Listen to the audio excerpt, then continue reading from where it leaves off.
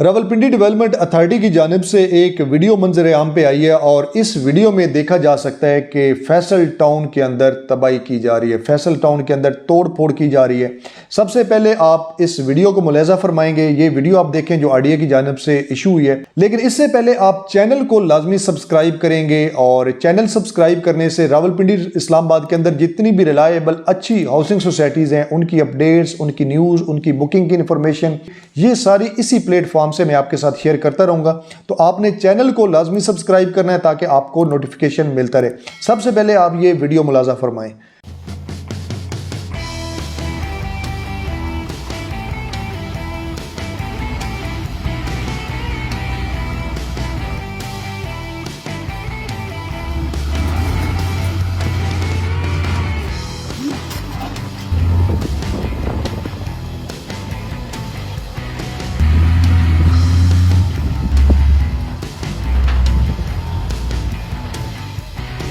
आप देख रहे हैं आरडीए की लाइव अपडेट्स। मैं मोहम्मद सलमान अनीस इस वक्त मौजूद हूँ एक इलीगल हाउसिंग सोसाइटी की जमीन के ऊपर जहाँ पर आरडीए का ऑपरेशन जारी है। जी नाज़रीन, जैसा कि आप बैकग्राउंड के अंदर देख सकते हैं कि ये एक इलीगली तामीर करदा 4 दीवारी थी और उसके अलावा यहाँ पे साइड ऑफिस भी बना हुआ था जिसको आरडीए ने बहुक्म सरकार जो है वो मस्मार किया है। यहाँ पे जो डिस्ट्रिक्ट मैनेजमेंट के लोग हैं और जो आरडीए की जो आला इंतजामिया है वो भी मौजूद है।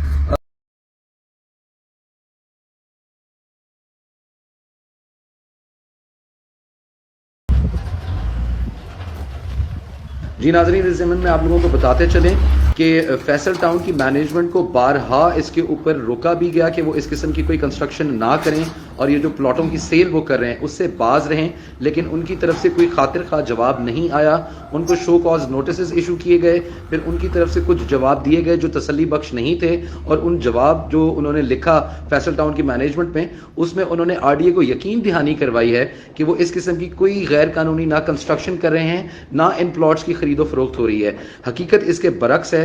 हकीकत में इन प्लॉट्स को बेचा भी जा रहा है, इनकी बैलेटिंग भी हो रही है। और दूसरी चीज़ हम सबसे इम्पॉर्टेंट अपने नाजरीन को और रावलपिंडी के शहरियों को बताना चाहते हैं वो ये है कि आरडीए बहुत मुतहर्रिक है।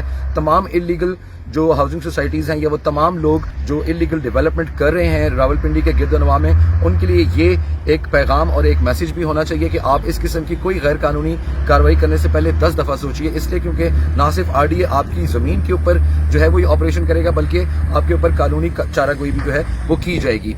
बहुत बहुत शुक्रिया। Live from Rawalpindi, Faisal town phase 2।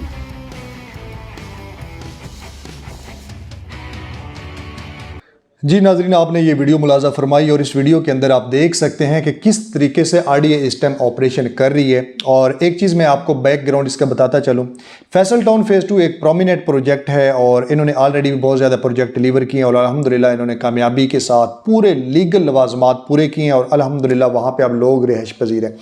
Multi professional cooperative housing society के जितने भी प्रोजेक्ट हैं वो चौधरी अब्दुल मजीद साहब की ज़ेर परस्ती हुए। इसके अलावा फैसल टाउन, फैसल हिल्स, फैसल मार्गला सिटी और अब फैसल टाउन फेज़ 2। इंशाल्लाह मुझे पूरा यकीन है कि चौधरी मजीद साहब ये तमाम मामलात, लीगल जो मामलात हैं इसको क्लियर करवाएंगे। एक थोड़ा सा बैकग्राउंड के तौर पे मैं आप बताता चलूँ ताकि आपको इसकी हिस्ट्री का पता चले। फैसल टाउन फेज़ 2 ने जहाँ पे हज़ारों कनाल पर ज़मीन परचेज़ की है, वहाँ पे कुछ ऐसी लैंड भी थी जो ऑलरेडी छोटी मोटी हाउसिंग सोसाइटी वहाँ पे बनी हुई थी, जिसमें दानियाल टाउन का आपने नाम सुना होगा, गुलशन कश्मीर का सुना हुआ। इसके अलावा 2-3 और भी छोटी छोटी हाउसिंग सोसाइटीज़ वहाँ पे मौजूद थी। ये हाउसिंग सोसाइटीज़ जब इनकी मैनेजमेंट ने ज़मीन जब फैसल टाउन फेज़ 2 परचेज़ करा था तो इन्होंने अपनी वो ज़मीन फैसल टाउन फेज़ 2 को बेच दी थी। इसी तरीके से जिस तरीके से कोई छोटी हाउसिंग सोसाइटी बड़ी हाउसिंग सोसाइटी के अंदर मर्ज हो सकती है। मिसाल के तौर पर मल्टी गार्डन B17 के अंदर एक वेल नोन हाउसिंग प्रोजेक्ट है और इसके अंदर ई ब्लॉक में यहाँ पे एक मंजर कौसार के नाम से हाउसिंग प्रोजेक्ट हुआ करता था जो इस सोसाइटी ने एक्वायर कर लिया। अब वो पूरे का पूरा जो है वो मल्टी गार्डन B17 ही कंसिडर होता है।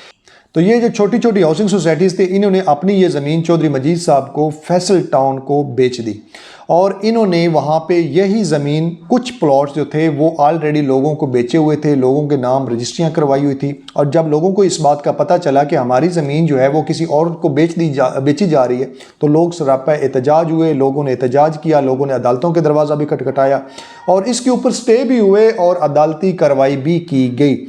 और इसके बाद चूँकि ये मामलात इस तरीके से आ गए तो मुख्तलिफ मौज़ूआत के अंदर RDA ने ऑपरेशन किए। अभी इस टाइम ये पूरी जो आप ये देख रहे हैं, जो आपने वीडियो मुलाजा फरमाई है, ये पूरे फैसल टाउन के बारे में नहीं है।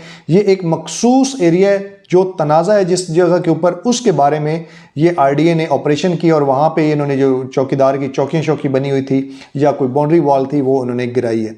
तो ओवरऑल इंशाल्लाह हमें पूरा ट्रस्ट है चौधरी अब्दुल मजीद साहब के ऊपर कि चौधरी साहब ये हर सूरत में जो लीगल जो मामलात हैं इनको क्लियर करवाएंगे, NOC के मामलात हैं, जो भी लवाजमात हैं वो क्लियर करवाएंगे। और मैं इंशाल्लाह पूरे दावे से कहता हूँ कि चौधरी मजीद साहब ना तो किसी भी रेल्टर को मायूस करेंगे और ना ही अपने मेम्बरान्स को मायूस करेंगे।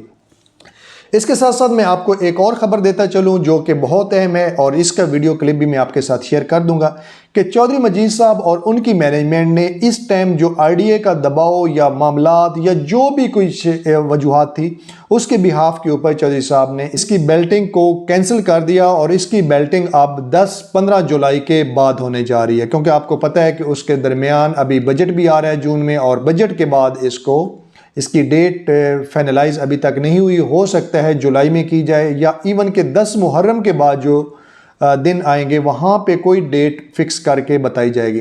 तो इसके कैंसिल करने के पीछे मुख्तलिफ वजूहात हो सकती हैं। एक तो RDA का दबाव भी हो सकता है कि RDA ने कहा हो कि आप इसको डिले करें और आप इसको पहले लीगल करें, इन मामलात को क्लियर करें, RDO को तहफ़्फ़ुज़ में लें, ये वजूहात भी हो सकती हैं। इसके साथ साथ बहुत ज़्यादा लोग इस चीज़ के भी ख्वाहिशमंद थे कि उनको बेल्टिंग का हिस्सा बनाया जाए।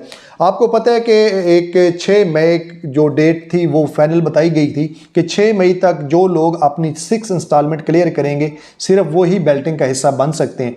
तो बहुत से लोग जो अपनी पेमेंट क्लियर नहीं करवा पा रहे थे, जो 6 मई तक अपनी रिमेनिंग ड्यूज़ क्लियर नहीं करवा पा रहे थे, तो उनके लिए बड़ी मुश्किलात थी। कुछ लोग सेल जॉब पर्सन होते हैं, कुछ लोग जो है वो बिजनेसमैन होते हैं, तो हर बंदे के लिए वो मुश्किलात था कि इस डेट तक वो अपनी रिमेनिंग अमाउंट जमा करवाएं। तो हो सकता है कि चौधरी मजीद साहब ने इस वजह से भी इस डेट को आगे एक्सटेंड किया हो, क्योंकि प्रेशर सोसाइटी के ऊपर बहुत ज़्यादा था। इवन कि हमें भी बहुत ज़्यादा लोगों की कॉल्स आती थी कि इन केस कि अगर ये हम बेल्टिंग में शामिल नहीं होंगे तो हमारी फ़ाइल की क्या वर्थ रह जाएगी, फिर तो लोग जो नंबर लग जाएगा डेफिनेटली उसकी सेल परचेज़ होगी तो हमारी फ़ाइलें तो रुल जाएंगी। तो यकीनन मैनेजमेंट भी अपने मेम्बरान के साथ मुखलिस है और मैनेजमेंट भी चाहती है कि हमारा हर मेंबर हमसे मुतमईन हो। तो अब इस डेट को 10 से 15 जुलाई तक एक्सटेंड किया जा रहा है। मुहर्रम के बाद इंशाल्लाह इसके ऊपर बाकायदा तौर पर बेल्टिंग होगी और इसकी डेट जो है वो बाद में अनाउंस की जाएगी। तो मुझे पूरा यकीन है कि चौधरी साहब इंशाल्लाह यहाँ पे बेल्टिंग भी करवाएंगे, यहाँ पे डेवलपमेंट भी करवाएंगे, इसके NOC भी क्लियर करवाएंगे और ऑन टाइम इसको डिलीवर भी करवाएंगे। मज़ीद इस तरह की अपडेट्स, इस तरह की वीडियो इंशाल्लाह मैं आपके साथ वक्तन फ़वक्तन शेयर करता रहूँगा। कोई भी रावलपिंडी इस्लामाबाद के अंदर आपने सेल परचेज़ करनी हो, रेजिडेंशियल या कमर्शियल या कहीं फ्रेश बुकिंग करवाना चाहते हो तो आप इसी नंबर के ऊपर मुझसे रब्ता करेंगे। इंशाल्लाह पूरी ज़िम्मेदारी के साथ हम आपको सर्विसेज देंगे। मज़ीद न्यूज़ के लिए, अपडेट्स के लिए आपने चैनल को लाजमी सब्सक्राइब करना है। इसी वीडियो के नीचे ये ब्लैक कलर का बटन है, इसे आप प्रेस करेंगे तो आपको लिंक मिलता रहेगा और आप रियल एस्टेट की आने वाली हर खबर से आगाह रहेंगे। तो अब समझे कि ये ऑलमोस्ट फैसला हो गया कि ये जुलाई के मिड में ये पेमेंट और फ्रॉड नंबर ये सारा कुछ अब होना ही होना है। तो इसमें हर चीज कवर भी हो जाती है। मेरा ख्याल इसमें मुहर्रम भी क्रॉस हो जाएगा, क्योंकि ये तो पेमेंट देने की डेट है ना, तो 5-6 दिन इसके आगे करना पड़ेगा। वो क्या उसको कहते हैं बेल्टिंग, तो वो मुहर्रम भी उसमें हम क्रॉस कर लेंगे, क्योंकि मुहर्रम के 1 मुहर्रम से 10 मुहर्रम गुजारना जरूरी है। उसके बाद 12 मुहर्रम को भी पूरा बेल्टिंग हो सकती है, लेकिन पेमेंट उससे पहले जमा हो जाएगी।